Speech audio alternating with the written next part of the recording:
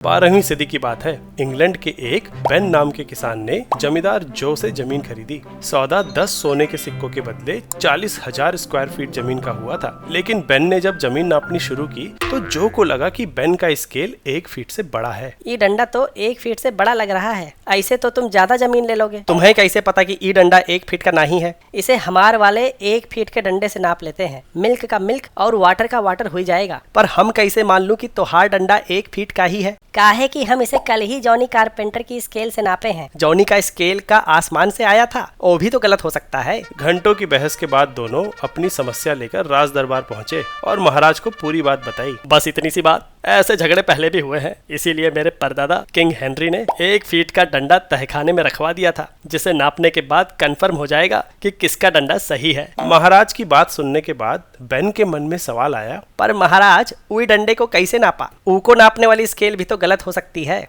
ऐसी गुस्ताखी बेवकूफ, उसे किसी से नापा नहीं गया था। 1 फीट हमारे परदादा के 1 कदम की लंबाई थी। वो ही इस यूनिट के जन्मदाता है। लाओ तहखाने से असली स्केल। पर जब तहखाने गए तो पता चला कि वहाँ तो डंडा है ही नहीं। चोरी, तहखाने में चोरी हुई है। तो अब हमार प्रॉब्लम कैसे सॉल्व होगी? ऐसी प्रॉब्लम आगे ना हो, इसलिए वैज्ञानिकों ने यूनिट्स को नापने का स्मार्ट तरीका इजाद किया, नेचुरल कांस्टेंट्स को इस्तेमाल करके। फिजिक्स में 7 फंडामेंटल फिजिकल क्वांटिटीज होती हैं, जिनका इस्तेमाल कर हम बाकी की क्वांटिटीज डिराइव करते हैं। इन फंडामेंटल क्वांटिटीज को डिफाइन करने के लिए नेचुरल कांस्टेंट्स इस्तेमाल होते हैं, क्योंकि किसी फिजिकल ऑब्जेक्ट की तरह ये चोरी नहीं हो सकते और इनकी वैल्यू समय के साथ बदलती नहीं। यूनिवर्स में इन्हें कहीं भी नापो, हर बार फिक्स नंबर मिलता है। जैसे कि टाइम की यूनिट डिफाइन करने के लिए सीजियम एटम को लोअर से हायर एनर्जी स्टेट पे ले जाने वाली माइक्रोवेव की फ्रीक्वेंसी इस्तेमाल करते हैं। इस माइक्रोवेव के इतने ऑक्सीलेशंस काउंट करें तो 1 सेकेंड होगा। सीजियम एटम की एनर्जी स्टेट्स के लिए